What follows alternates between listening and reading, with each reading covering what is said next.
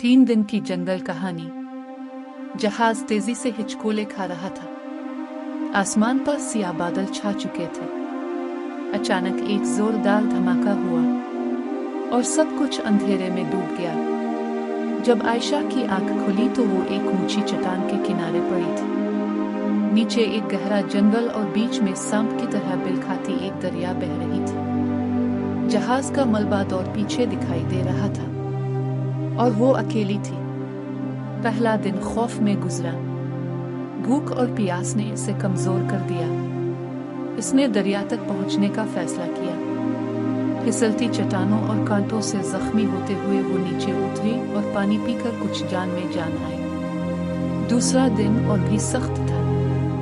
जंगल की अजीब आवाजें, दरख्तों के पीछे छुपी हुई आंखें और रात का अंधेरा।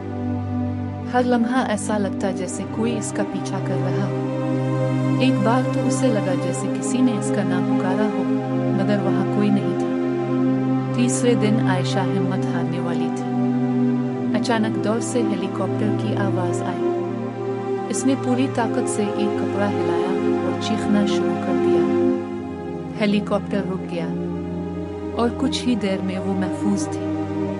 मगर जाते जाते इसने आखिरी बार जंगल की तरफ देखा, जहां दरख्तों के बीच से कोई उसे घूर रहा था। क्या वो वाकई अकेली थी?